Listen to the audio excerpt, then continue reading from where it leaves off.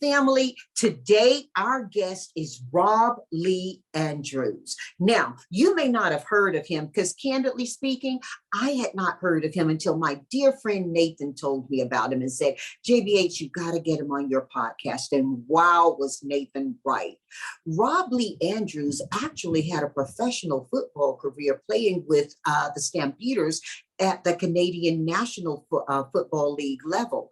And he made a big choice to walk away from a big career with a big success. And a lot of people would say he's doing local stuff now, but once you enjoy this visit with him, I know you're going to share my perspective. Rob Lee made a big decision and he's making a big difference from it. I'm so excited for you to learn about the work he's doing in his community to assure that all people are working and to learn from his journey. It's teaching to all of us. Let's enjoy the visit.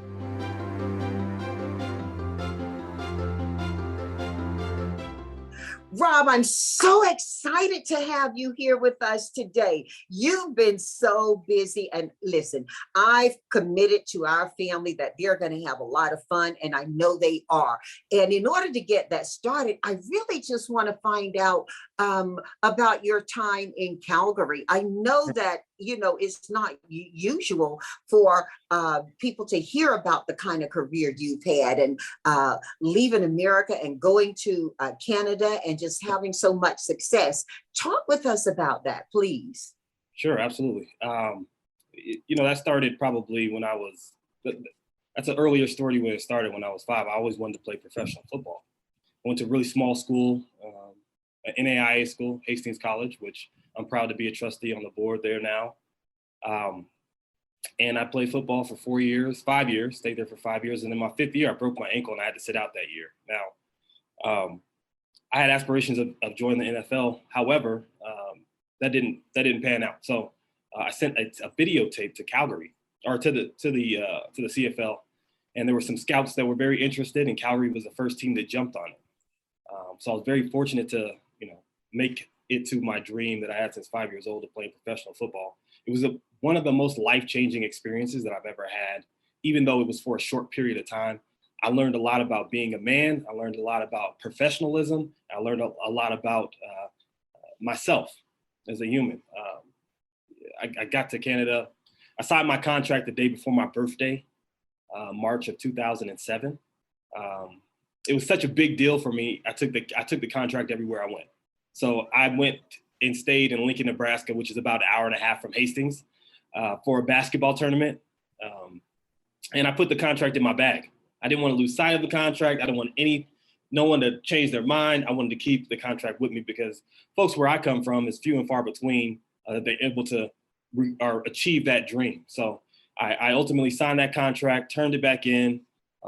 And at that time, you had to fax it back in, right? It wasn't a scan process, it was a fax. Oh, I remember fax. You know, I started my company on a fax machine. But listen, people may not know that Hastings is actually where you went to school when you referred to carrying it back when you went to Hastings. And just being able to promote yourself, and get that opportunity. What was it that gave you the oomph to promote? I heard you clearly say you'd always wanted to play pro ball, but a lot of people do, but they don't self-promote. I think it was my family. I had lost my mother a few years before that, prior to going to college. You know, the year before I went to college, I lost my mother. And that was part of my childhood dream, was to help her be more secure. And at that time, for folks that where I come from and what I look like, that avenue looks like sports. And I had a burning desire to fulfill that dream for myself and for my mom that had passed away. And so I would do whatever it took. I wouldn't say that I was the most friendliest person in college. I had one objective and I had one goal, and that was to play professional football. And that's what guided me through college was, you're gonna get this education, because I think that's very important. And you're gonna be really passionate about football. And so that helps me today into my career and how I prepare and how I perform. But it was just a passion, the undying passion that I had for playing the sport, and then wanting to see my dream live for myself and for my mother. Oh, wow.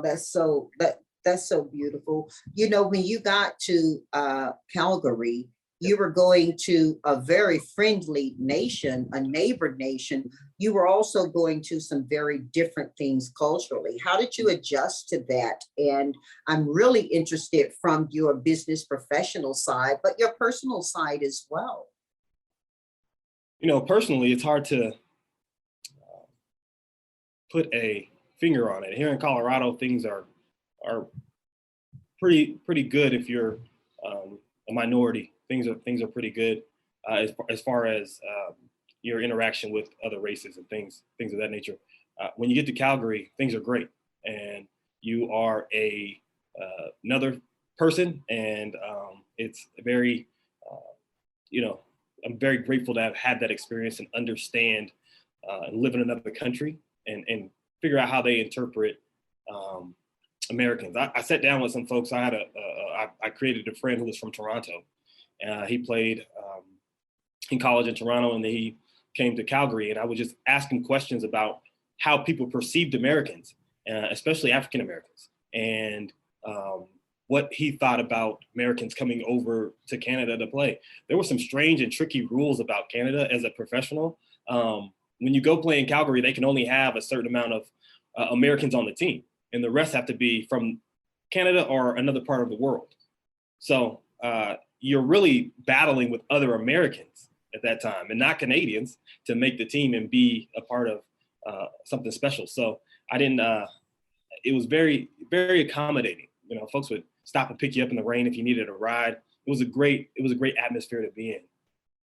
Canada is a low population nation historically, and so they've been very thoughtful about how they have addressed that, because they also have a government system that wants to take care of all Canadians. So they factor a lot into how they do that. And yes, it does spread into business and into the business of sports. So you experienced that, but you had something special because you still made it and you became a stampeder.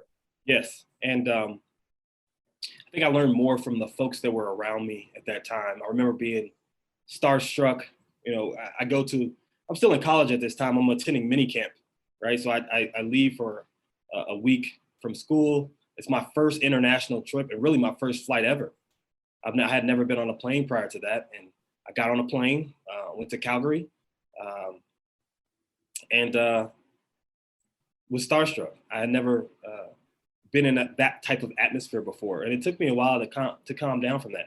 A lot of these players I had watched growing up, and they played big time college football for Texas A&M and for Houston and for Florida State. And I think I was just felt very grateful to be in that space where I thought I should be anyway. So I knew that the hard work had got me there, and I was very, very happy about that.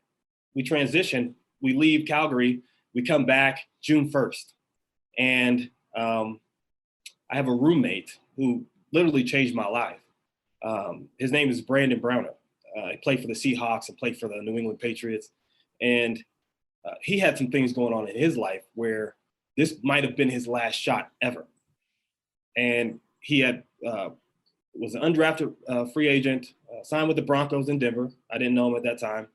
Went up to Calgary after that, and then after that, he played for the Seahawks and Patriots. But he taught me about the passion that you have in your profession, the passion in your profession.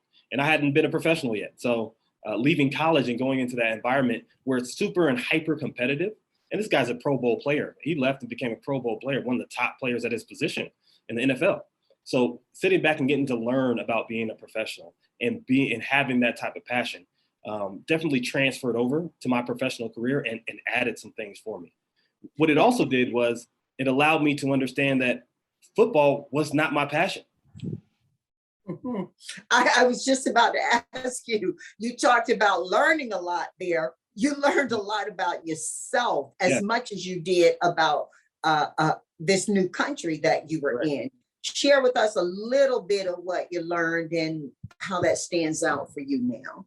You know, what I learned there was the passion and energy that I had burnt out with football. I went to Hastings College, which is a liberal arts school, and I got to learn a lot of different things. And the most important thing was to take care of your community.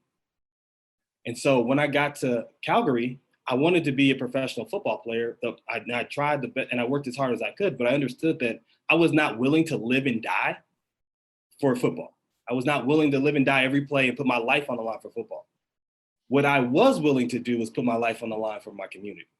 And that was the most important for me, was I wanted to provide some type of opportunity for folks that come from where I come from, look like what I look like, in economic development. And that was more pressing for me. You know, my mother was a CNA. She had cancer throughout my childhood. And I remember being economically disadvantaged. My father was a construction worker who did insulation. He did insulation for 21 years and always wanted to be his best, always wanted to be the best at it. Very humble beginnings.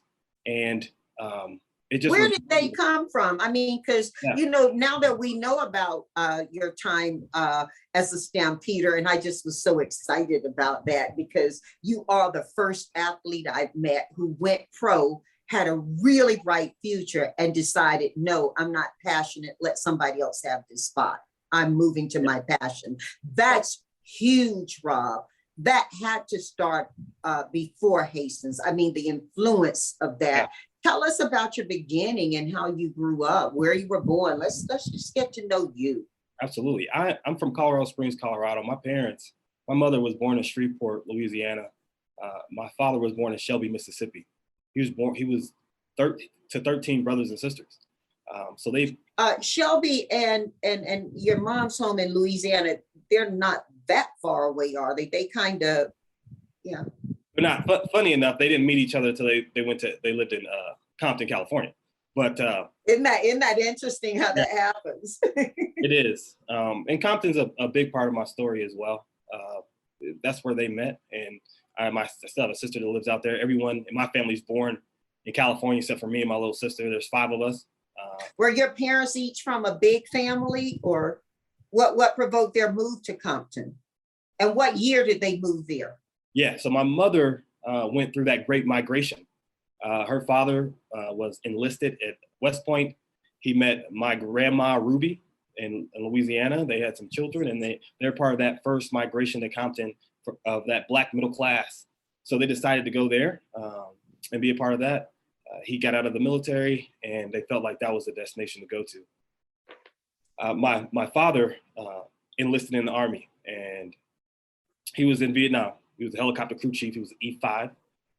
And he was stationed in Fort Riley, Kansas.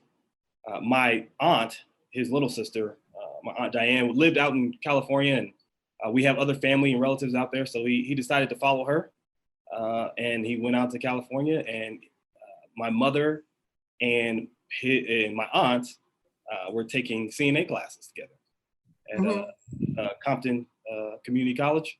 And then at that point, they met and were together since 1981 until 2001, when she ultimately passed away. Well, you know, you talk about your parents being part of that great migration to Compton. There's a movie that's streaming. I don't know the platform it's on, and it's called Them. Have you seen it? I haven't. You got to go check that movie out, and then we got to connect again. And I think, and I don't want to cheat it for other people who haven't seen it, but I understand it's quite, I think it's not a movie. I think it's a mini series. It's called Them, THEM. Okay. And it's about it's a kind of scary genre. And it's about this Black family who moves into Compton as part of the Black migration into Compton. Compton had been built as a very beautiful American town, right? The American dream for middle classers, and this Black family moves in, and then the miniseries follows it along kind of a scary theme, a scary movie theme. But you got to see it. You got to see it, because you took me right to that when you were talking about your parents moving to Compton. Yeah, I will. You know, I frequently, return there. Part of my heart is in that area. My mother's buried there in a family plot. So I frequently go back there and visit my sister as well. And just love the camaraderie that those folks have to stick together, and they still own a lot of those houses, and they they're staying there. They're not gonna give them up. I just admire that from that perspective. Wow. So when you were growing up, what are your experiences like? What were you doing? When I was growing up, we were pretty poor. We were pretty poor. We were living on, basically one income in Your Colorado. mom was a nurse. Did she have a lot of pay disparity between her and other nurses as a Black nurse? She did. And it got to the point where she would only work for staffing agencies because she didn't feel comfortable with the treatment she was receiving. It wasn't a good feeling for her to do that. And also she wanted to be home for her children and help raise us as well, see us off to school and see us come home. I think, I've seen a lot of shift in my own business, Robin. I know you see this with the work you do, where people who historically thought going to work directly for a company was the better solution, but now they are choosing to work through staffing companies because they see them more as their agents. Right. They represent them on a lot of levels. And so, especially companies who keep the candidate at the center of their universe. So your mom learned that pretty early on. she did. What was school like for you? School was okay. I think I have more of an entrepreneur spirit.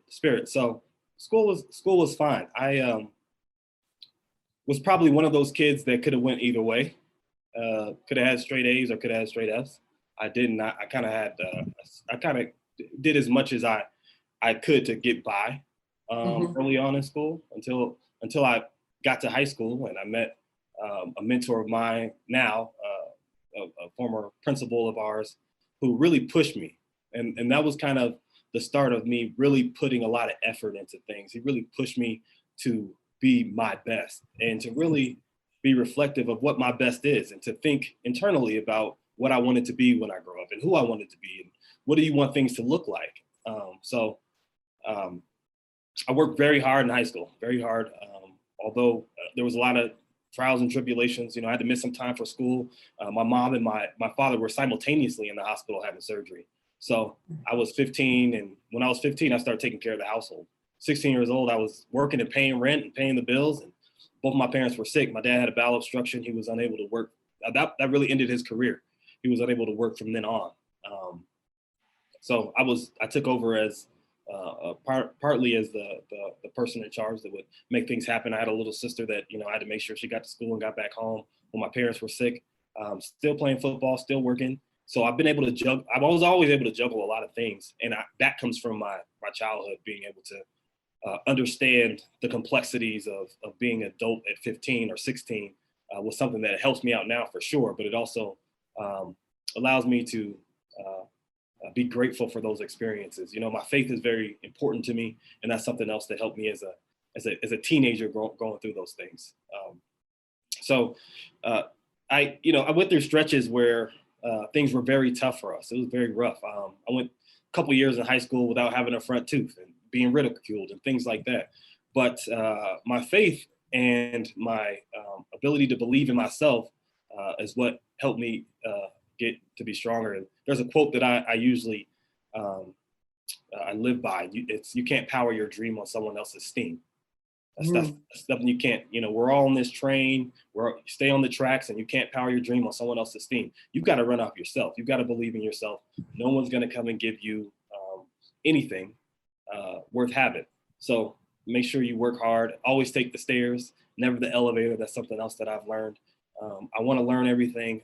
And I do that here at my job. I want to make sure that folks learn every aspect of how we help people and what we do for the community before you can move up in leadership and management. So everybody here has done every job. We have about 20 folks and they've all done every job that there is so that we can stay in touch with the people we serve. Rob, that's admirable. You learned so much because of what life threw at you, but you've thrown a lot back at life too. What kind of work were you doing at 15 to take care of a household? My goodness. I think. Were you making house payments out of that yourself too? Yeah. At 16, We were part of a VA program where we paid a fraction of the price for the rent that we had. We had been on a list for a while. When my father got disabled, that kind of sped up that process. So 15, I'm doing odd jobs, cutting lawns, raking leaves, getting a little extra money to pay towards bills and things like that. When I'm 16, my first job is at Carl's Jr. I'm at the front register. And I just learned at that time work ethic and what it meant to work hard. And the harder I worked, the more hours I got. The more hours I got, the more money I made. The more money made, the more options and freedom I had. So at 16, after that, I was paying bills and cell phone bills and whatever the case may be. And I wouldn't allow my parents to pay anything for me. If that was the moment where I was like, I got it, don't worry about it.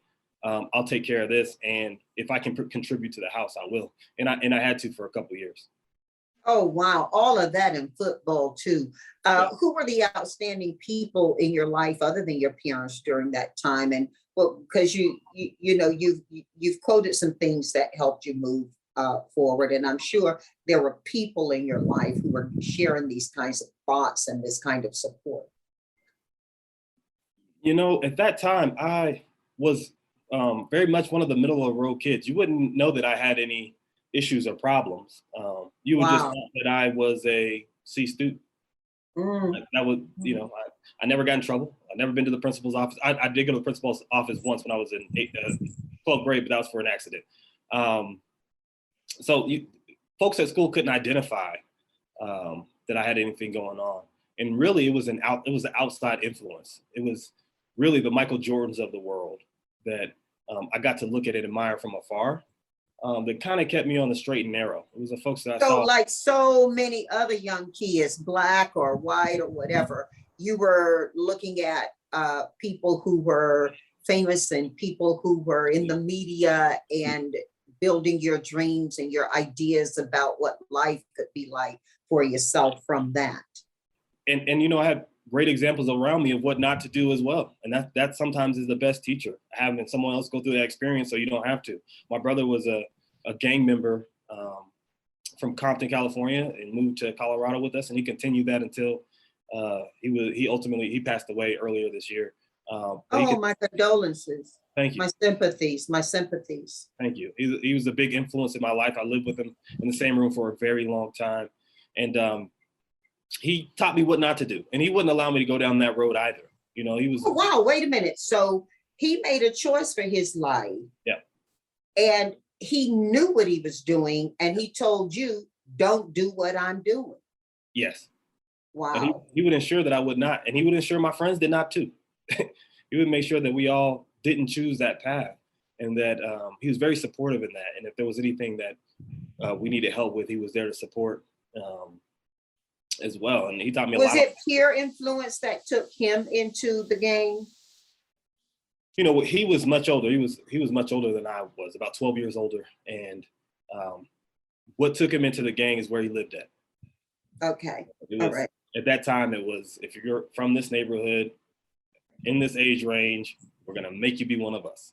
And so if you walk out the door, you're in our territory. You're in our territory. So you're either with us or you're against us. So yeah.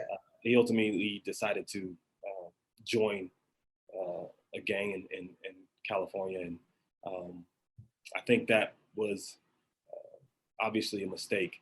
Nobody else in our family has chosen that path. So, but he was still a great big brother to me and taught me many, many, many lessons that I'll have for the rest of my life. So he was a positive influence, even with some of his behavior that might be questionable. That's beautiful. That's such a beautiful story. I think there's a lot more to that can be talked about and that can be taught about. Mm-hmm. And, the idea that we get of gang members oftentimes is that people are just voluntarily choosing to take a life. And the idea we have about gangs sometimes can be very lopsided. But gangs did perform a function in a lot of ways as well. And your brother, even in the gang, regardless of where he was and what he did for or to the community, mm-hmm. He helped you be a better person and he helped you frame your manhood. He did. Yeah, he helped me be a much better person and to be a great man. He has great children. His children are great. Oh, beautiful, beautiful. He was our protector. He was very much of a protector of a person. He was 6'3", 240 pounds, way more athletic than I had. And I think if he had the options that I had, he would have been a professional basketball player. He was that good, really young. And unfortunately, he didn't have the same options I had. When you talk about, and you mentioned this earlier, you speak about it publicly, your passion for the community. Yep. And giving up a professional football career for it. That sounds noble when you hear it at first, but once you start to weave the conversation about how you grew up and your brother and his influence on you, it really takes us to a very perfect place for Sure. why you would select community over your own personal comfort. I'm bowing down to you, brother. I'm bowing down to you. Well, I appreciate that. I think I should be bowing down to you. You've done a lot of things in your career that I admire as well. So I'm grateful just to be here. So you get back from Canada. We're jumping all over the place because your life really, I mean, candidly, I'm going to be talking with you later about how we move you to the big screen. But your life as you got back here, what was that? Where did you go to when you went straight back to Colorado? I went straight back to Colorado Springs. My father was needed some help, and I was humbled at that time. And trying to find a job during the Great Recession was difficult. And I'm a college graduate, right? And former professional football player. You think that it would be easy for me to walk into a place and get a job, and it wasn't. So I did odd jobs until I started to work at Wendy's as an assistant manager.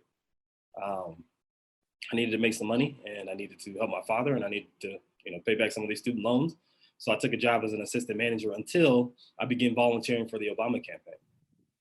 I started to volunteer for the Obama campaign, and I canvassed, and they couldn't get rid of me.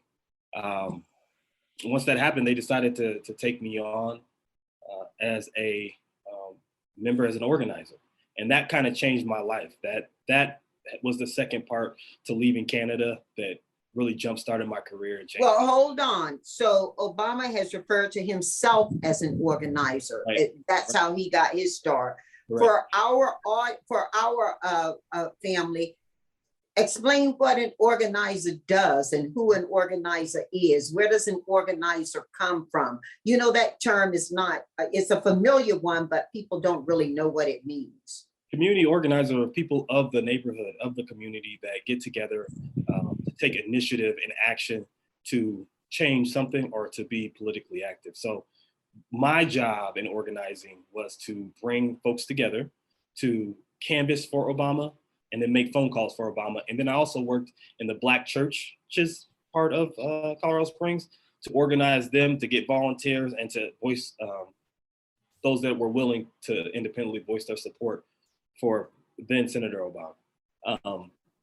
Organizers have been central to the movement of many groups in this country, but in particular, Black community. So how do you speak to the value and the positive side of organizing? Because to the greater community, to the greater population, organizers can sound scary. Yeah, Harriet Tubman was an organizer. We've had organizers in our past that have brought us together in these groups to make positive change for a very long time. And it runs through and through our community. And it is really the foundation of our support with the NAACP or the Urban League. These are folks that organize their communities and bring people together to make a lasting impact on communities. But Rob, you say that you got disillusioned by politics. So yeah. What happened and when did it happen? How long were you organizing or working before you did more than organize politically? Yeah, I did. Organizing was a short. I organized for years. I'm still organizing, right?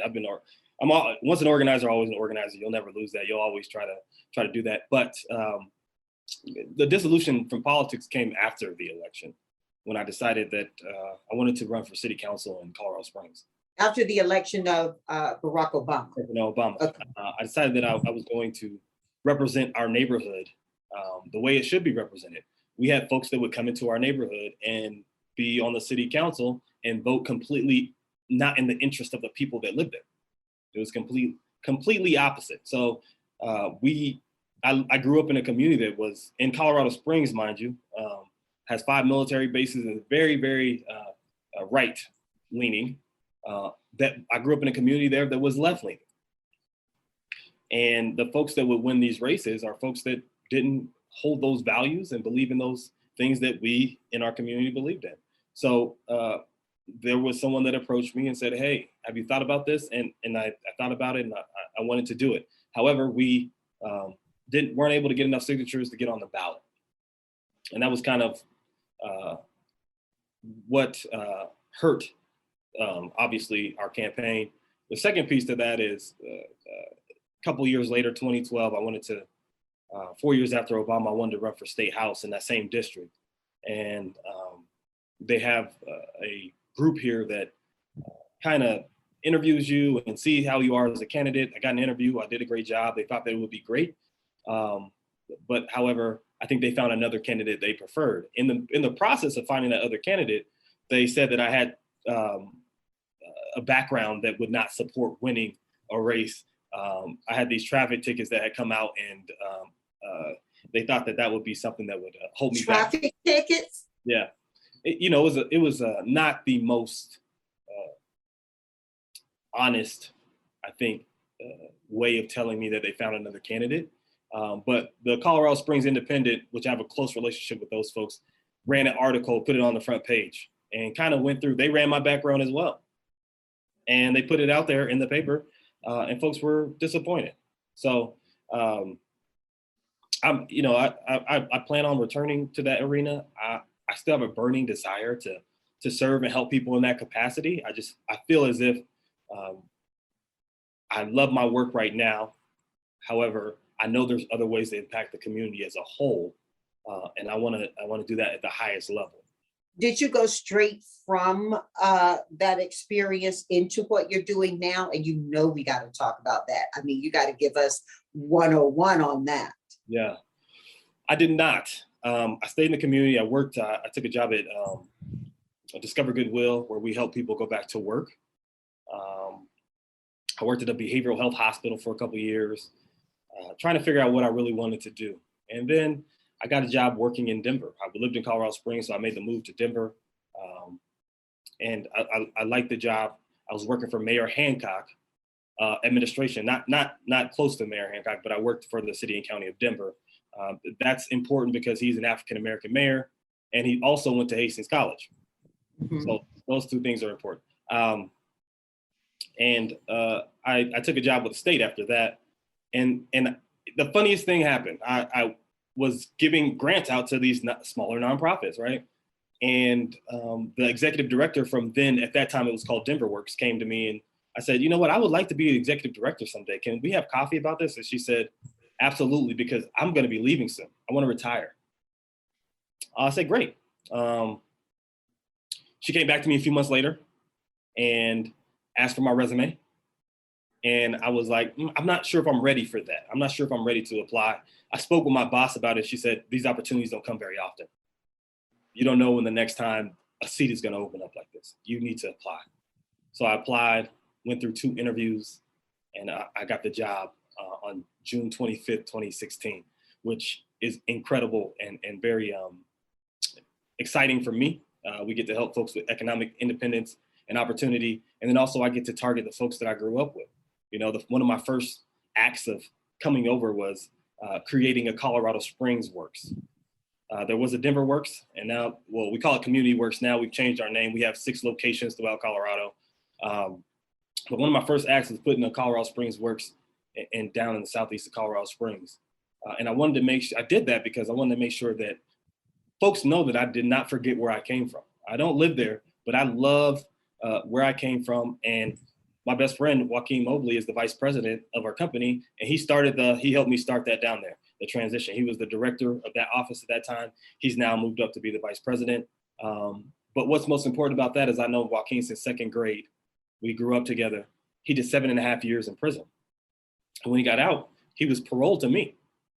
And we had a plan of making a better life at that moment in 2013 on October 31st, not just for ourselves, but for the folks that we grew up with and we grew around. and giving folks hope in that environment and in that city. And we've accomplished that with Colorado Springs Works, putting that down there. So that's been a great emotional thing for me and for him. And we have a lot of the target populations that we serve are very connected to me emotionally. There will not be any getting away from, I think, this work. We help folks that are on TANF, temporary aid to needy families. That's folks that receive cash and food benefits or assistance from the government. My sister was on TANF for 60 months, and that was heart-wrenching for me, trying to help her find a job and get off those benefits. You know, we help folks that are on food assistance. I grew up on food stamps. I remember when they were paper form and they had the different colors. They were green and blue and brown. Which is better, the form back then of food stamps or today with the card? I think the card is much better. It's easier to get folks their resources. It's much easier. It's a push of a button now. Back then it was a long trip, an all-day event. You were at the food assistance office. You were going to get some food stamps. You were going to be there all day. Now it's more of a push of a button. You know, you can call people, you can email. They have an app for it. It's a lot easier, and a lot easier to control. You know, folks think that food assistance is riddled with folks that are stealing from the system. You know, that's only 2% of the folks here in Colorado they think are committing some kind of fraud, or that they found there's some kind of fraud. 98% actually just are suffering from economic opportunity. Yeah, because you do hear these stories, these, you know, they don't hit the news all the time, but you hear these stories when, like you and me, you stay connected to your neighborhood and to where you grew up, about people selling food stamps and that kind of thing. You do hear that. And I remember my sister was telling me about an incident similar to that she'd heard of. And she said, you know, if it's that bad that somebody's selling food stamps, are you going to penalize them for selling the food stamp, or do you look at how to depenalize the system so that people, you know, can remove? I mean, it's this, isn't it, Rob? It's this. Yeah, it is. You know, folks are in a cycle, and if they're selling their food stamps, it's because they need cash. Mm-hmm. And that cash is probably more of a need for them, that they would risk their food in order to sell it. Mm-hmm. So we've got to look at the system and try to figure out, okay, how do we help these folks? And here we work on that. It's called the cliff effect. You know, we help when folks are down on their luck, out of food assistance, try to help them get the resources they need so they don't have to do those type of things. A lot of our family are professional people, Mm-hmm. And while they may have their own relationship and connections to the communities you're talking about servicing, the other thing I want to have you talk about is, why would they be interested in what you're doing? Why is what you're doing of importance to them? You know, a rising tide in communities lifts all boats. So when you see your neighbor, it's connected, you know, just as properties are connected, right? If my house sells for X amount on this block, then, or this house sells for X amount on this block, then my house is comparable. You know, real estate. Well, in California, folks are worried about if my house is next to yours and a fire, you know, we've got fires going. So that's definitely a concern in California. Not so much here, unless you're in the mountains, right? We have a lot of but you know, when my house sells well, your house sells well. That's also true for the quality of life. If my quality of life is good, your quality of life will be well. And life, for me, how I see it, is not about what you get out of it, but about what you put into it and how you affect others. And by supporting an organization like ours, where we go in and we help with economic independence and opportunity, you're not losing much. You're enhancing your experience for yourself, for your children, and for the next generation. So, Rob, I want you to look straight at me right now and just give me that 30-second, 60-second, take twice as long as if you need, elevator pitch on exactly what it is you do, your organization, and let our family, let those of us who want to care, understand about something that's working. Sure, absolutely. It is working. I'm glad you said that. I work at CommunityWorks, where I'm the president and CEO, and our mission is to help folks that are struggling or behind that economic independence or economic opportunity gap, go back to work through job preparation, job placement. What that looks like, job preparation is we give out credentials that help folks get paid a higher wage. So we have a construction pre-apprentice program and a registered apprenticeship program that help folks go and get Davis-Bacon wages or get wages that will be livable for their family in the communities that they live in. Job placement is we directly place folks into our partners' businesses. So we have business partners that they'll call us when they need folks, and we'll send prepared folks that we've screened and recruited to that, all free of cost to the business. So we don't charge our community members anything for that. We do that out of the goodness of our heart. Rob, is your talent population coming from, are they ex-felons? Are they people who didn't continue education? Are they people who lost jobs because of shifts? Who is your talent population? Yeah, right. So the folks that we serve, as I mentioned briefly a little bit before, folks that are on that TANF where they need cash and they need food assistance, folks that are just squarely on food assistance, formerly incarcerated folks, meaning they've been in the prison system or they've been in the county jail system, people that are over 50, and then veterans. So basically, you're representing the community. Absolutely. I grew up with, there's all those things are representative of the people that I grew up around and the people that I love. My father was a military veteran, and he had some struggles with finding work.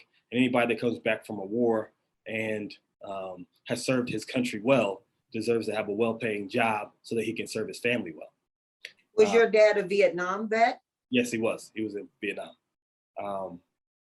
Over 50, my parents struggled to find good work after 50. That was when things started to change with technology, and it was hard for them to find a job. So my father had to work on Peterson Air Force Base as a cook. My brother's formerly incarcerated.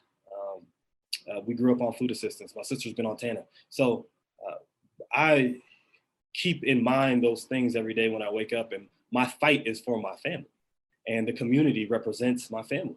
And so when folks come here, I want them to feel that and understand that. So if we think about your life, we open a book and we see you as a professional, successful professional footballer in the Canadian League, National League. Mm-hmm. And you make a choice after talking with another successful footballer to give that space to someone else and follow your passion. That takes you to Colorado. Yes. You begin to do the work, you run for office to be a public service, become disenchanted with the system after having done a phenomenal job of succeeding for your national candidate, and work your way into what's really core to you, having people earn living wages who have fallen behind or outside of what we look at as the American dream. Right. I think, Rob, you're a bit of a dream maker. You make dreams come true. How many people have you serviced in just that small area, and what kind of successes are they having? I'm running the company now. I rarely get to talk to participants. We service a lot of folks. This year we're going to service over 1,000 people throughout all of throughout the company. But the successes that I'm most interested in at this moment, participants have that guiding connection to the success and how they're going to get there, because we have a phenomenal staff. So it's the people around me, the staff members, that I want to see successful. We have some folks that did some pretty long time in prison, and watching them come out and be professional and work and earn grants and make a great living for their family has been stay employed. And stay employed. Like I mentioned, my best friend Joaquin Mobley, who wasn't really aware of what he was going to do when he got out of prison, and I had no contact with him while he was in prison at all. I just knew that he had this abundance of talent, And if we could harvest and foster that, he could change his community. And he's done that. We have other folks that are over 50 years old that are directors in our business, and watching them change from working at a construction company to working at a nonprofit and understanding the culture shift and the difference is great. We've taken our person that does our operations, came straight off of food assistance. We hired her off of food assistance, and watching the people around me grow has been one of the most phenomenal things that I can even ask for. And that's what's important to me. Not only that we help the people in the community that are those target populations, but they also work here and help the people in the community. So we're interested in hiring people that are of the community and had these trials and had these tribulations and have overcome them. So they can not only teach folks, but they can be an example for everyone in the community. Wow. Wow. Yeah, because you did talk earlier in our conversation that many of the role models you had for what success looked like were people in the media. You had Right. role models for what success didn't look like immediate to you, but the media offered you that. And now you're bringing that success back local so people can see it and touch it and say good morning to it and sit next to it and offer success a ride. I think it's just brilliant. I think it's just brilliant what you're doing. It took a lot of boldness to walk away from the opportunity you had and make this choice. God's work, Rob. You also talk about keeping money in the neighborhoods. Yep. Now, the principle of money moving is pretty strongly accepted by most of us. So what do you mean by keeping money in the neighborhood? Well, we want to make sure that folks have the ability to change their own environment and their quality of life. And the way to do that is by buying things from local folks in your neighborhood. I remember being the kid that walked around with the lawnmower and folks giving me that opportunity and mowing that lawn and keeping that money there. And what that does for a community is it establishes some pride, and folks start to adapt to that. And you have money in your pocket, it changes the way you do things. I don't think folks actually understand some of the premises of violence and crime in their community. People steal because they don't have it. That's why they steal. If you put some money in their pocket and circulate that dollar, that changes a community. They'll think twice about doing that. What I hear a lot from folks that have been in that environment and have done things like stole or sold drugs or something is they like the idea of putting money back in the community because it comes with no strings attached. They don't have to wake up and worry about somebody knocking on their door and telling them they got to go back to jail. Wow. Many of our family are university students. Sure. They may be first or second year. The opportunity to succeed and complete their education is there. There's also the intrigue and the opportunity to walk away from it, head back home or head somewhere else. You've touched all of that. Share with them where your perspective is on those thoughts and those considerations they have, and maybe some guidance to what you think is right. You know, a lot of people say university ain't for everybody. And then there are those who take 2 years to find that out, but there are some who fall out and it could have been for them. That's a lot. That's a lot. Yeah, and that's difficult. What I would say is to those folks is I've been there and I understand what you're going through. But remember this: you're further now to your goal than when you started, right? If you quit now, you've got to restart that goal all over again. You've got to redo that. If there's no financial detriment to working and being at a school, I would stay that. I would stay there. I take a look back at my college life and I think that the kids now have a lot more advantages than I did. And I graduated in 2007.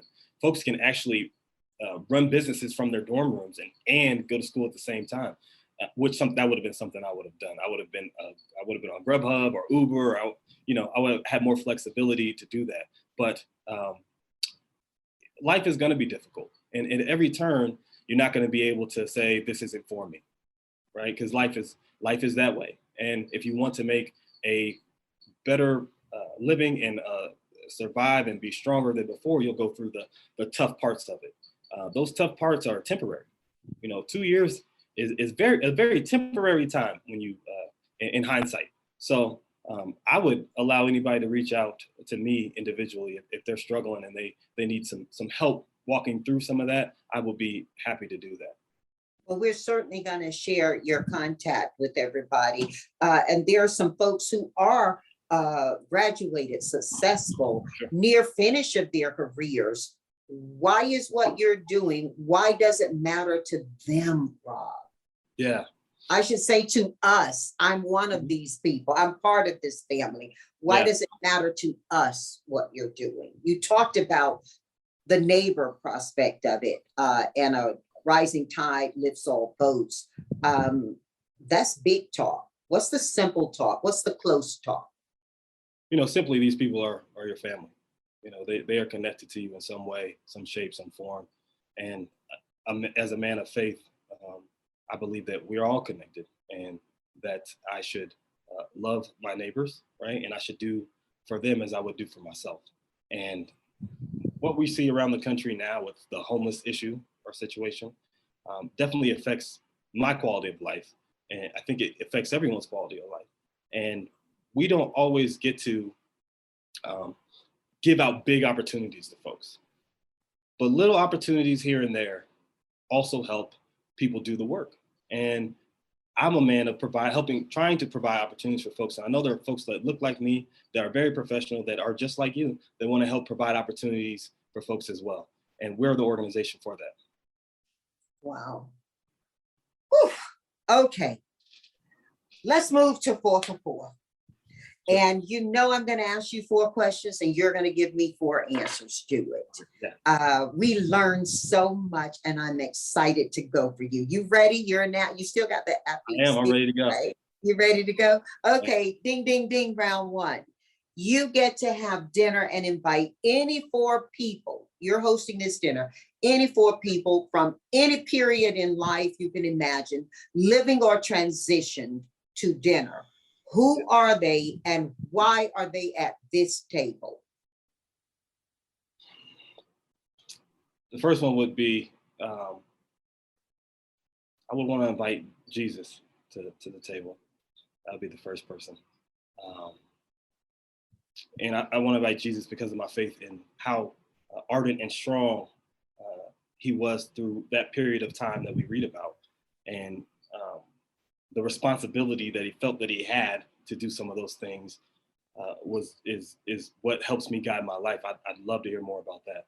Hey, Rob, did you learn a lot or have you studied on your own a lot about boy Jesus? About what? About boy Jesus, Jesus as a boy. Not a lot, no. I would be some. My minor in college was religious studies. That's why I was asking you, because I've had a lot of people recently, for some reason, Rob, and I'm putting some in quote, for some reason, asking me, JBH, you speak to your faith, you speak to your belief system. What do you know about boy Jesus? Or, I was wondering, what was Jesus doing until Jesus got to his 30s? That's a great question. I have a religious professor that I'm pretty close with. He was my professor in college, and he really got me on the track of understanding religion and reading it. I'm gonna reach out to him and see. I'll have an answer for you. Yeah, come back and connect with us, because many of us are students of history, regardless of whether you live in the Christian faith. Many people are interested in the history as we represent it. And a lot of people want to tie the real with the imagined. And so it could be helpful. Yeah. But Jesus is at the table at this dinner because his strength, the strength and the amount of responsibility he was willing to take on for his fellow brother. That is incredible. And sisters. Jesus had close encounters with women as well. Very much so. So thank you for correcting me. But someone that felt that was their responsibility, that's a large responsibility to take on and to do. So I would want to sit at the table and just kind of understand where that comes from. What are we going through here? What is happening? What made you want to take on that responsibility? The second person I think at the table would be Barack Obama. That would be the second person at the table as a role model and mentor somebody that has excellent decision-making skills and is calm all the time under pressure. I would want to understand where that comes from and how he goes through his day making these tough decisions. You know, there's a statement, or there was a piece where he's at the a ceremony for the media back before Bin Laden was killed. And the next day they went on a raid, which was very intense. And he was unflappable. You would never even knew that anything was going on. I remember a lot of people saying, oh, yeah, brother was down, down. Yeah, I want to hear about that and try to understand it. The third person would probably be Anwar Sadat. He accomplished some things that other folks in the Middle East were unable to accomplish by getting peace treaties signed. And that's got to be, bringing those folks together had to be a very difficult time before he was eventually assassinated. So I would want to sit down with him and understand that process of how did you bring those people together to create this kind of peace treaty in the Middle East. And the fourth is Jay-Z. Enterprising, does so many things behind the scenes that I don't think folks realize, and has been someone to look up to as that works hard and constantly has the pulse on what's happening, and not only in our community but in the world. And I admire that about him. Well, that's awesome. And just to break that guy fest up, yeah. I'm gonna come too. Okay, sure. I'm gonna come to your dinner, Rob, because I'm interested to talk with those people as well. Yeah, no, that'd be great. To dine with them. Yeah. All right, let's go to 2 for 4. Sure. Rob, what are you listening to and why? Oh, that's a great question. From a book perspective, I love audiobooks. So I'm listening to The Love Dare right now. It's a book about how to love better or more, or make it more consistent part of your life. You want to give the author a shout out? You know, it escapes me right now. But The Love Dare. Okay. The Love Dare. The Love Dare. Mm-hmm. It's a great book. It just humbles you into understanding that, you know, love is present every day. And you have to be present every day in order to love. Mm-hmm. From a music perspective, J. Cole is what I'm listening to for sure. North Carolina. North Carolina, yeah. Oh, go ahead. I was just going to say, I'm from North Carolina. I remember hearing J. Cole at a concert years ago when he was just hitting out at North Carolina A&T State University at Detroit. And he came and performed for Homecoming. Yeah, I had a chance to sit down and talk to him for a little bit back in 20. You like his stories? Oh. You like his stories? You like the way he sells history in his music?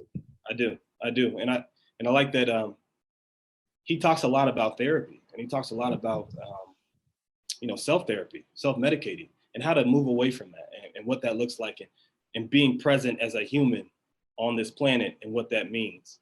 And I admire that. I want my children to understand that. I met him back in 2013, I think it was, and I told him then, I got to go backstage at a concert and sit and talk to him for about 10 minutes. And I told him, man, I don't know if you know this, but you're going to be helping raising the next generation of children.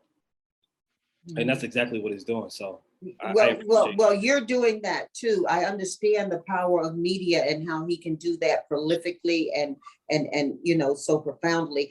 But you've raised a question I want to ask you something about, Rob, when you talk about self-medicating and people and therapy. I don't have the data in front of me right now, but I was reading somewhere, and I wonder if it plays out for the communities you service, or if you can speak to the larger communities, that over half the people in populations over 14 years of age are either self-medicating or on some prescriptive medication, and then over half of those are not getting therapy they need. Are those statistics? I mean, they're loose. Yeah. Do they have more statistical data to that, or is your supposition that that's in the realm of true? That is from our work, we know that that's in the realm of true, and it knows, for adults it might be skew a little bit larger, I think. And that's funny you should mention that. I wasn't going to mention it here, but our locations are spread out across Colorado, and each of them have a barbershop connected to them. So we have a barbershop program. But what that allows for is our participants to come in and take a seat and get their hair cut by our barber, and our barbers are trained to be able to listen to them correctly and be able to respond in a manner that allows them to have a therapeutic environment. We think that's really important, especially for folks that look like us. So we know that there's a wellness issue in the community, and we want to address that as well. I want you to talk a little bit more about the barbershop initiative, if you will, because while it can certainly be a pilot for other communities, when you think about the Black community, the barbershop, the church, the hair salon have been very big in how we've been able to share information, influence, offer support, and learn. I mean, it's so big that many of the big puzzle companies, the jigsaw puzzle companies, are now depicting barbershops and salons as options to put the puzzle pieces together around this. And what I do say, other communities can pilot from this in their own ways, but talk a little bit about it, because I think it's going to be very big and significant as we move out of COVID. Yeah, absolutely. We know that folks that come from our community, the epitome of that is that barbershop, that church atmosphere where individuals can feel relaxed and they're able to voice their frustration. Well, you open your vulnerabilities. If you're sitting next to somebody getting done, whether they're putting a little bit of, dye or paste on it, or whether they're getting it cut, or whether they're getting it lifted and braided again, that's a vulnerable place where if we're going to be like this next to each other, maybe we can be like that next to each other as well. Right. And it's a safe place. Let me speak to our shop. We have a shop that you can come in front door and you're going to see a barbershop. Behind that, you're going to see a training facility. Behind that, you're going to see a recording studio. The reason for these things are not only to attract the folks that we need to be in our programs or want to help, but it's also about the therapy. We know that from studies that Black men and women are more likely to talk to their barber or stylist about their medical condition than they are their doctor. And that's from years of just conditioning and being in our community. We know the epitome of our community are these safe places. Well, very often that's where they received that care. So it has a legacy tradition. It didn't just happen because of pop culture. My sister owns a hair salon. And as a young girl, you would go sometimes, I'm talking about me, you would go sometimes in my southern neighborhood to some of those same women who were the stylists. They were also the people who made the pomades or whatever to, heal that or help that or whatever. And sometimes they doubled up and they delivered babies as well. I grew up at a time, Rob, where my parents, and in my very young age, we were not welcome to the community hospital, the general hospital. We were blessed to have a Black doctor who ran, Dr. Milton D. Quiglis, who ran, thank you, Dr. Quiglis, who ran a clinic just at the mouth of the Tar River and serviced the Black community. But people were coming from miles and miles around who were Black to him, but those who couldn't get there, or those who didn't have as urgent need, they were going to the salons, they were going to the stylists, and very often that was people's kitchens or back porch if the weather was good. But they were going to those places to get help as well. So we just really need to pay homage to the legacy and the iteration of why these barbershops are popular, and not just leave it to pop culture. I know they've made some nice movies about the barbershop. I like them. I look at them, pull them out when I need to, get back. But it's a deeper history than just this is where we go to get doomed up. Correct. For a very, very long time, still now, we go there to get our news. We go there to talk about COVID. We go there to talk about whether we're going to take this vaccine. We're talking about who we're going to vote for. All this happens in the barbershop. All this happens at a salon. And we wanted to make sure that we could bring that. And most local elections for Black people, local elections, get influenced and to some degree decided from these salons, Yes. from these barbershops and from these churches. And Correct. that's it. People, younger kids may go on social media, but they still are taking that conversation to vet it back to these places. Absolutely. You know, the conversations you have on social media are absent in influence because you don't know these folks that are telling you who you should vote for. You go to the barbershop, somebody that's been around and been experienced, and you now with ours, you have folks that work in the barbershop, which are barbers, and then you have a whole set of community work staff, and then you have a staff that does a recording studio. You're getting that influence from those folks, and you're going to take their opinion much more seriously than you would from somebody on Instagram and Twitter, because you can touch, taste, and feel their life and their lifestyle. And we're having those conversations, and we enjoy having that conversation. We enjoy keeping it local. And we've had everyone from the governor come down to the mayor to, state representatives, and they enjoy attending those environments and being in that atmosphere because it's home for us. And ain't nothing better than a barbershop cookout. Woo! Right. So I think we heard Dare to Love and J. Cole. Yeah. What else are you listening to? You got me all revved up over here, Rob. I'm going back and listening to some Nipsey Hussle interviews. Unfortunately, he passed away, but he was very wise in the way he thought about communities and the way he thought about bringing people together, and very inspirational. He says the highest act or the highest currency between people is to inspire. That's the highest currency. And so going back and listening to some of those things, trying to better understand where he came from and what he was thinking during those times prior to his death. And then your fourth thing you're listening to. I'm a big Robert Greene fan. So he has the laws of human nature. Mm-hmm.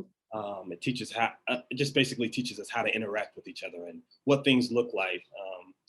Some folks get a little touchy about Robert Greene because he did create the 48 Powers of Law, the Art of Seduction, other things. But those are all books basically telling us about human behavior, and this is what it looks like. This is how folks are interacting with each other, or how they used to interact with each other. And as a psychology major, that's very interesting to me. So I am very much into that, the book of the laws of well, you are leading me to 3 for 4. Okay. And since no repeats are allowed, let's go. Let's see how strong you are. You still with me? I'm with you. Okay. What books do you recommend to our family and why? Now, our family is on average somewhere from 24 to 54 years of age, a little bit older, a little bit, but it's a very wide median. So we got really smart people listening to you. Sure. What books are you recommending? Contagious by Jonah Berger. I would recommend that. That book basically tells you about ideas and how they've come to fruition and innovation, and it's a great book. It is launched. A lot of folks have talked about it, and it's launched a lot of ideas. And it tells you about some things that you wouldn't even expect or know about, like $100 steak that's at a restaurant in Philadelphia that Oprah, has been seen eating and different things. So I think that's a great book. Let me look at my library here. Give me the name of that book again. Contagious by Jonah Berger. Okay. Relentless by Tim Grover. That's a book I go back and listen to when I need to be more disciplined. Tim Grover was Michael Jordan's trainer, Kobe Bryant's trainer, Dwayne Wade's trainer. And he talks about the mindset they had in order to be great at what they did. Excuse me. And so I go back and listen to that. I recently gained some weight, and I've since lost the weight that I gained. But one of the things that he teaches is don't compromise with yourself. Wow. Wow. And I think we do that when we see a goal. We say, well, I can do this tomorrow, or I can do it later, or I can have one. Don't compromise with yourself. Well, we certainly saw that exhibited in Cody, didn't we? Absolutely. Yeah. And then I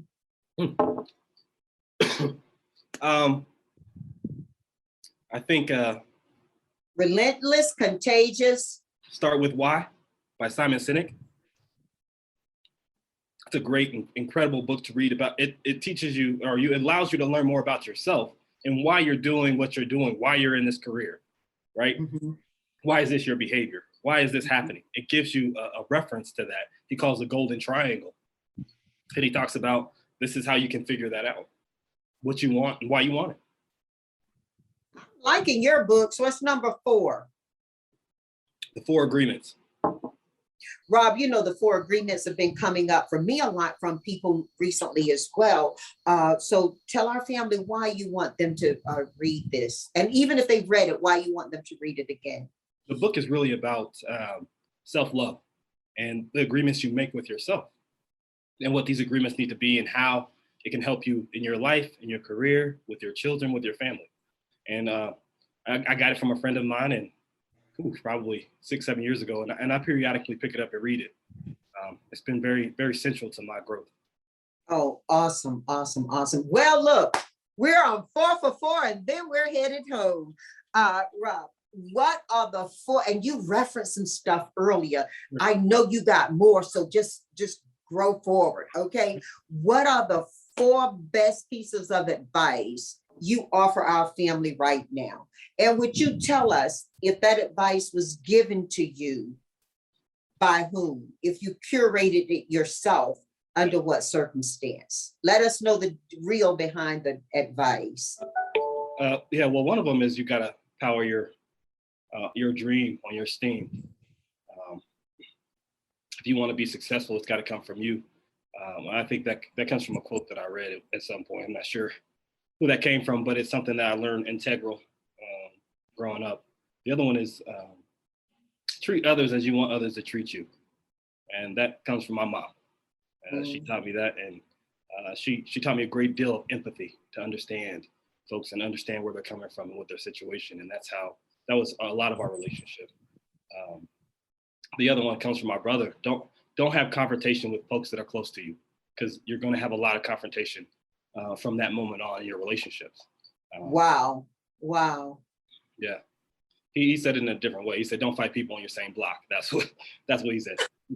I like the way he said it better. You're always going to have conversation. He said, you're always going to have confrontation with those people if you fight somebody that's on your block. So that was. And then number 4. I would say that comes from my father, and that was always believe in yourself. You know, he would always say that if it's not impossible if somebody did it. If somebody has done that or accomplished that, it's not impossible. You can do it too, and that sticks with me. And that's something I teach my kids. Wow, Rob, you have been so awesome, and I can't wait to talk with you again. You're going to come back and teach me about Jesus. I'll come back and we can explore the options and we can talk about Jesus. I would love to do that. That's one of my passions. I just met with my professor not too long ago, and we had definitely a conversation about it. So. Well, I look forward to it. I am so thrilled that you came today. From my heart to your home, kudos, thanks, keep doing it, stay strong, and please, please, please, let's stay connected. Absolutely. Thank you for having me.